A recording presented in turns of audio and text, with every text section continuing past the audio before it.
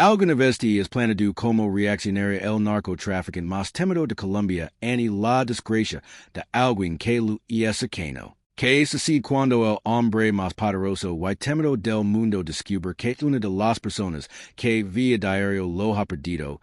Todo la historia que estás a punto de conocer transforma por completo tu percepción sobre Pablo Escobar revelando una faceta suya que la series de televisión y los documentos han preferido ocultar esi, crees conocer todos los detalles. Sobre el amado patrón de mal te aseguro que lo que estás por escucharte de jar sin alieno quédate hasta el final porque te voy a contar como un sencillo cocinero termino sin darse cuenta modificando. El caso de uno de los imperios criminales más imponentes que ha existido era diciembre de 1988 en la ciudad de Medellín, Colombia. La ciudad es lista para las celebraciones navideñas, las calles se iluminan con adornos de colores y el ambiente festivo es esencia. En el air aunque la violencia seguía siendo una sombra constante en el país en la fastuosa hacienda Nápoles el ostentoso. Hogar de Pablo Escobar se llevan a cabo los últimos detalles para recibir el fin de año con una gran celebración.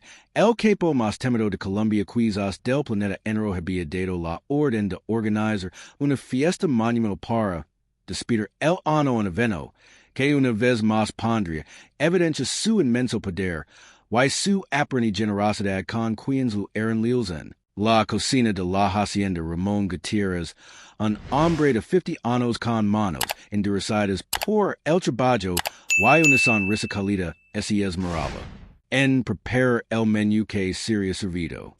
Durante esos días especiales Ramón no era un chef cualquiera. Durante los últimos 5 años había sido el encargado personal de la cocina de Pablo Escobar, y su familia conocía a la perfección los gustos del G. Sabía que adoraba la bandeja paisa, que el aguacate debía estar maduro pero con firmeza, y que jamás bajo ningún motivo así lo debía servir pescado con espinas. La manera en que Ramón terminó trabajando para Escobar fue pura coincidencia. Antes de llegar a la hacienda había sido cocinero en un restaurante bien conocido en el centro de Medellín. Un día Pablo y sus escoltas entraron a comer ali el narcotráfico tan complacido con el sabor de sus platos que lo ofreció triplicar su sueldo ese aceptable cocinero exclusivamente para él.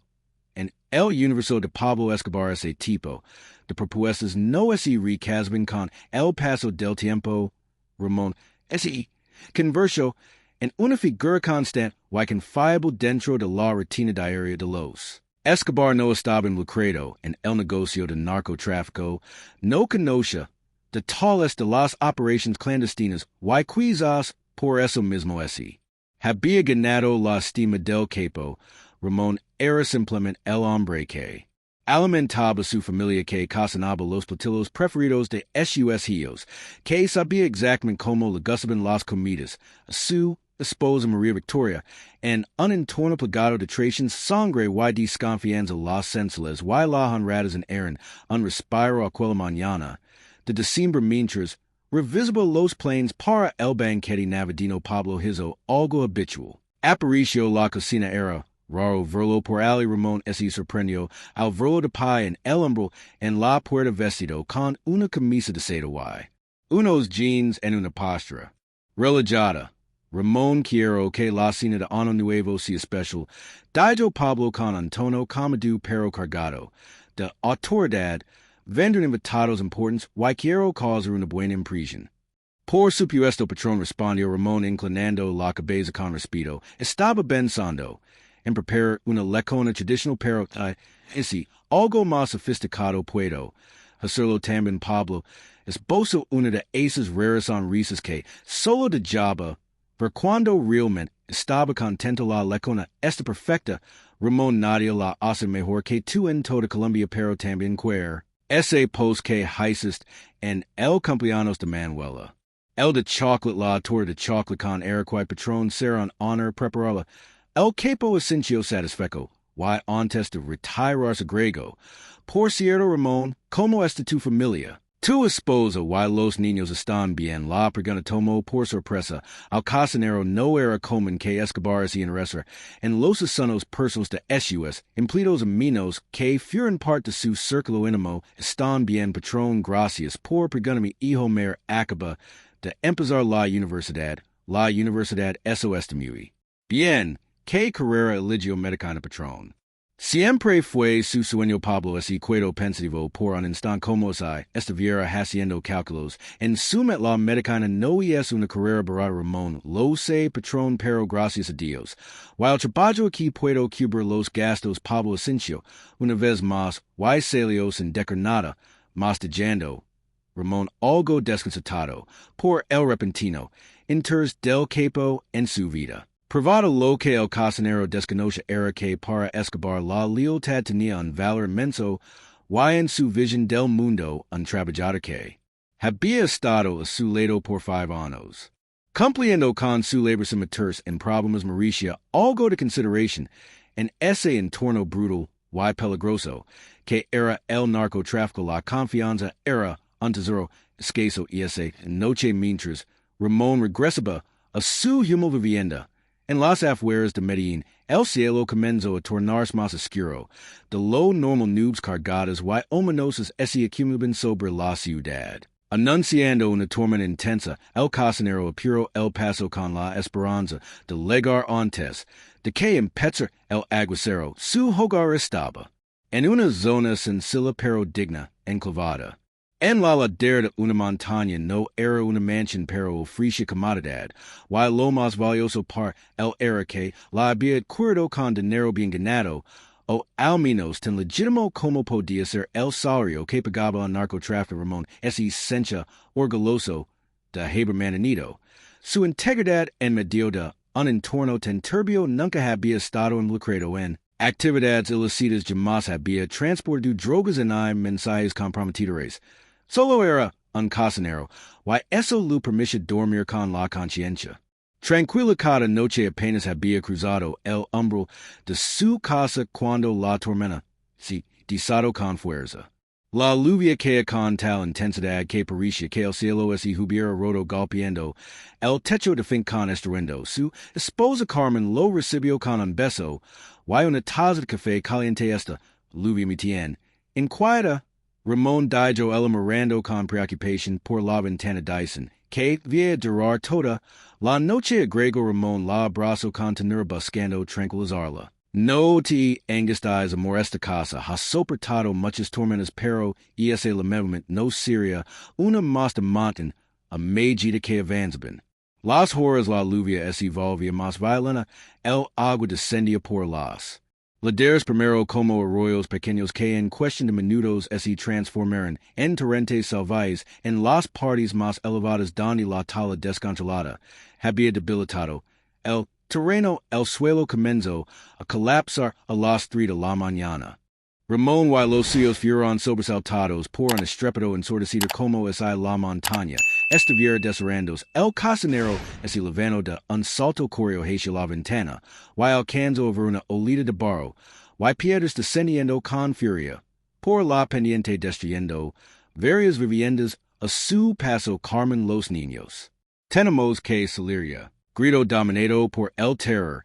En apenas unos instantes toda la familia estaba fuera bajo una lluvia intensa corriendo cuesta abajo en busca de un sitio más seguro. No habían recorrido mucho cuando escucharon el crujido de su hogar colapsando en la embestida de la luz. Ramón se detuvo por un momento girar la vista hacia atrás, y quedó paralizado, observaba impotente. Como la casa donde había vivido durante 15 años donde sus hijos habían crecido era chagada por el lodo y los restos de otras viviendas. Papa sigue corriendo. Le grito su hijo mertorando de su brazo con fuerza.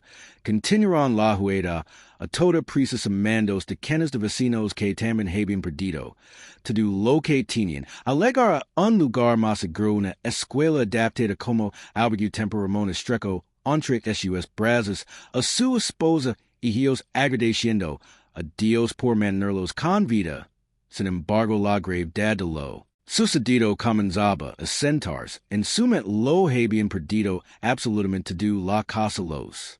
Enters las fotos familiares los recuerdos de una vida completa todo había sido erasado por la furia desatada de la tierra. Why ahora que vamos a hacer? Ramón preguntó Carmen con la voz rota por el ano. Él no supo que responder por primera vez en su vida adulta.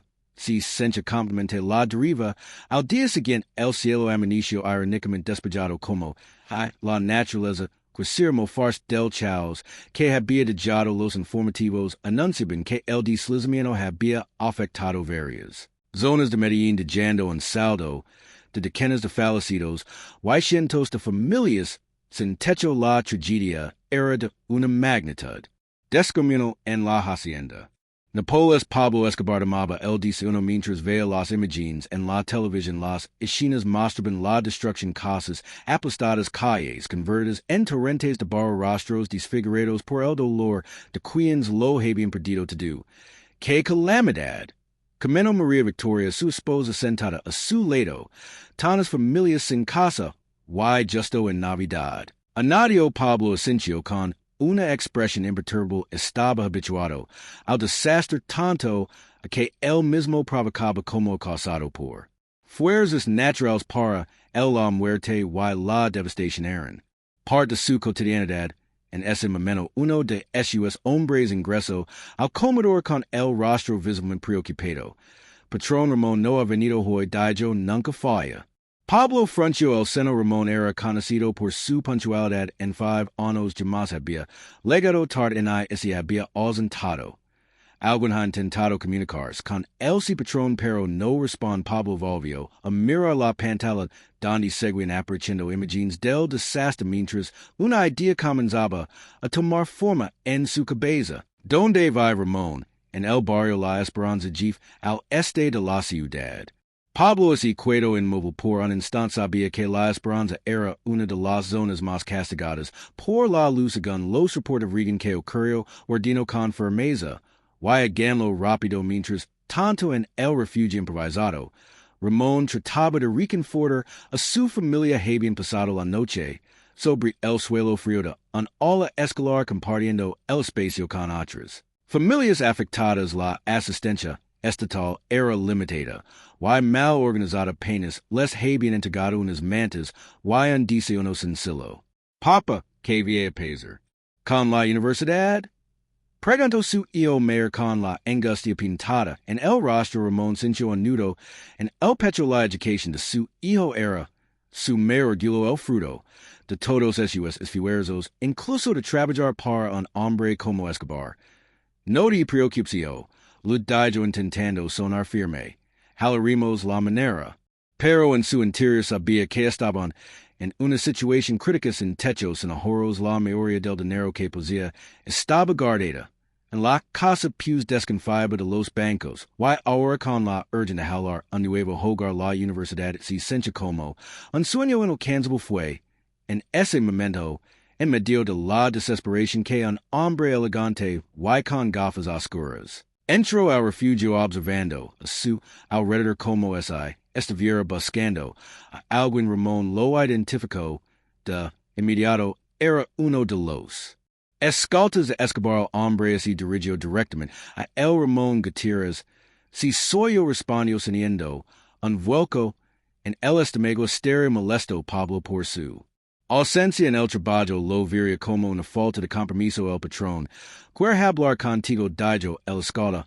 Ahora, Ramón miró a su esposa y hijos con el rostro lino de incertidumbre. En el entorno de Escobar ser convocado de forma repentina no siempre significaba algo bueno. Mi familia alcanzó a decar todos. Lo interrumpió el guardaespaldas. El patrón dice verlos a todos eso. Lo hacía aún más extraño. Por ende más inquietante. Ramón cruzó miradas con Carmen, que sintió levemente no había otra salida cuando Pablo Escobar pedía tu presencia. Uno debía presentarse. La familia Gutiérrez fue escoltada hasta una camioneta negra con videos polarizados. Nadia habló durante el trayecto. Los niños asistidos se aferran a sus padres mientras Ramón intentaba mantenerse sereno. Repasándome había hecho algo que pudiera haber ofendido al capo para su sorpresa. No los llevaron a la hacienda Nápoles, sino a otra residencia más discreta en las afueras de la ciudad.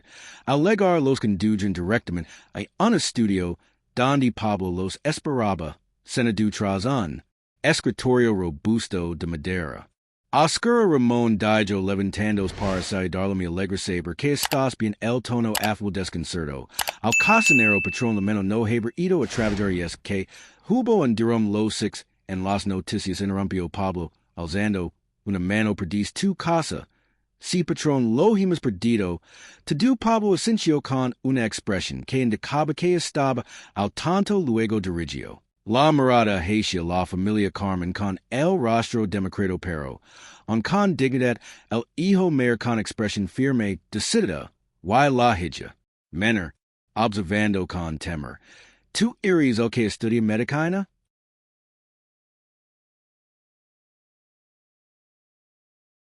Irrumpió en la cocina con el rostro tenso, y la voz urge Ramón el patrón. Quer ver ya mismo el cocinero siguió al guardaespaldas hasta el despacho privado de Pablo donde encontró rodeado de esos hombres de confianza. El ambiente estaba impregnado de tensión, y Pablo tenía esa mirada que Ramón había aprendido a temer. Gelada analítica la expresión de alguien que podía decidir sobre la vida o la muerte sin mostrar remordimiento. Ramón dijo con una voz calmada que ocultaba la gravedad de la situación. Tenemos un problema. Ramón sintió como su corazón comenzaba a latir con fuerza. ¿En qué puede ayudar, patrón? Preguntó Pablo. Lo observó detenidamente como si lo estuviera estudiando. Alguien está filtrando información a la policía de tales sobre mis movimientos, mis reuniones, mis planes. Ramón sintió que el suelo es hilo. Honey abajo los pies. ¿Acaso Pablo sospechaba de él era ridículo? Apenas estaba al tanto de las actividades del cartel patrón yo jamás. Intento decir pero Pablo lo interrumpió levantando la mano. Lo sé Ramón, no estoy diciendo que fuiste tú pero necesito que me ayudes. El alivio fue tan intenso que Ramón sintió que le faltaba el air lo que usted necesita, patrón. La policía planea esta propiedad mañana al amanecer. Continuó Pablo, uno de nuestros informantes dentro de ellos nos lo advirtió. Vamos a evacuar pero necesito que alguien cuide alguien, que no despierte suspecas alguien, que actúe con naturalidad cuando leguen. Ramón empezaba a comprender lo que lo estaba pidiendo, y él miró volvió a invadirlo está diciendo que debo cuidar patrón. Pablo Asensio con la cabeza tu lleno con algunos otros empleados de la casa cuando la policía muestra sorprendido diles que no sabes dónde estoy, que solo vienes a hacer tu trabajo, y luego te vas. Ellos te conocen, saben que solo eres el cocinero, y esa pregunta sobre mí sobre lo que hago. Diles la verdad, Ramón, que no sabes nada porque realmente no sabes nada. Cierto, la pregunta tenía un matiz innocent, y Ramón no tardó en contestar por supuesto que no, patrón, yo solo cocino. Pablo sonrió aparentemente satisfecho con la respuesta. Bien, entonces no tienes de que preocupar. La policía te interrogará, y luego te dirán ir.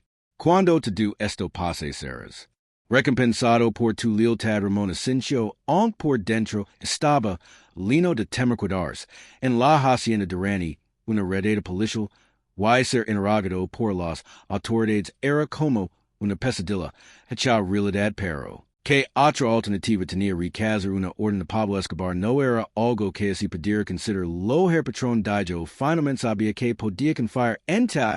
Ramón respondió Pablo esta vez con un tono más amable. Eres un buen hombre, un hombre fiel, y esa noche mientras Pablo Escobar y esos hombres mexicanos abandonaban la hacienda Nápoles, Ramón se quedó ali junto con el personal doméstico que había sido seleccionado para permanecer. Nadie pegó un ojo el miedo se respiraba en cada rincón al amanecer, tal como se había anunciado. Luego la policía de decenas de agentes armados invadieron la propiedad, registrando cada cuarto, cada espacio. En busca del narcotráfico más buscado del país, Ramón fue uno de los primeros en ser interrogado. Lo Conduyen una habitación aislada donde dos agentes de la DEA y un policía colombiano comenzaron a lanzar preguntas sin pausa. ¿Dónde estaba Pablo Escobar cuando lo había visto por última vez? ¿Qué conoce sobre sus actividades ilegales tal como Pablo lo había indicado? Ramón se limitó a contar la verdad, que era simplemente el cocinero que había trabajar, y luego se marchaba que no sabía nada de los negocios de su patrón, señor Gutiérrez. Dijo uno de los agentes estadounidenses con un marcado acento. Sabemos que hace poco se mudó a una casa en el poblado, una propiedad que según nuestros registros pertenece a Pablo Escobar Ramón Cincio, que el corazón ese luta tenía no esperaba que supieran eso se admitió con voz apenas. Audible el patrón, el señor Escobar me la entregó después de que perdí mi hogar en el deslizamiento de diciembre. Los agents intercambiaron miradas de complicidad para ellos. No era raro que un narcotraficante regalara una casa de cientos de miles de dólares. Yo solo soy su cocinero. Repitió Ramón Ciniendo que el suelo es la movía bajo los pies y trabajado para el durante 5 años fue su forma de agradecer o de asegurar tu silencio. Insinuó el oficial colombiano con tono acusador. No hay ningún silencio que comprar, respondió Ramón ahora, más indignado que asustado. No tengo nada que pueda servo solo cocino por amor Dios. El interrogatorio se extendió durante horas, pero Ramón sostuvo su versión sobre todo porque decía la verdad finalmente al parecer convencidos de que realmente no tenía información relevante. Los agents decidieron dejarla en libertad aunque no sin antes advertir que seguirían de cerca sus movimientos cuando Ramón regresó esa noche a su hogar en el poblado. Se encontró con su familia presa del miedo. La noticia del aprivo en la hacienda Nápoles se había difundido por todos los noticieros.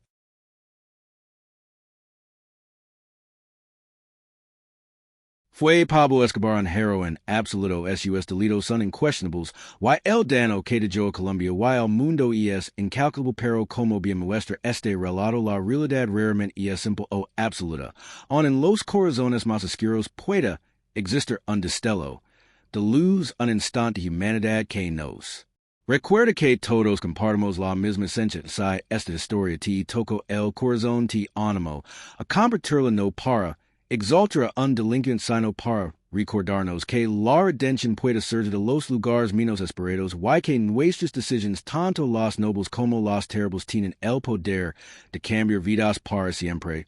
Y si alguna vez pasas por Madrid te encuentras con un pequeño restaurante colombiano llamado El Sabor de Medellín, tal vez puedas sentir el eco de esta historia. Extraordinaria quizás veas a un hombre mayor con manos marcadas por los años y una sonrisa cálida sirviendo con esmero una bandeja paisa perfecta mientras recuerda con una mezcla de gratitud y nostalgia al hombre que de forma inesperada alteró su destino para siempre. Antes de despedir, déjame preguntar qué habrías hecho tú en el lugar de Ramón. ¿Habrías aceptado la ayuda de alguien como Pablo Escobar para salvar tu familia? ¿O habrías preferido mantener tus principios intactos, incluso si eso significa poner en riesgo a tus seres queridos? No hay respuestas simples y es precisamente por eso que historias como esta nos conmueven tanto como nos. En cual si te gustó esta historia, recuerda suscribir y activar las notifications para no perder los próximos relatos sobremente sorprendentes y poco conocidos de personajes que marcaron la historia para bien o para mal. Déjanos tu comentario contándonos qué opinas sobre este lado oculto de Pablo Escobar y qué otra figura histórica te gustaría conocer. Más profundamente tu voz es importante para nosotros. Nos ayuda a seguir creando el contenido que realmente deseas ver. Ten present que la historia esta línea de matices y que avisas aquellos aquiens. Consideremos monstruos pueden sorprendernos con gestos humanos, y aquellos que vimos como héroes pueden decepcionarnos con sus sombras. Al final el camino todos somos humanos capaces de lo mejor, while lo pior según las circunstancias, while las decisions que tomemos gracias por acompañarnos hasta el final de este relato te esperamos. En la próxima historia donde continuaremos explorando los rincones más oscuros y luminosos del alma humana, esos momentos clave que nos muestran quién somos realmente cuando enfrentamos nuestras mayores pruebas.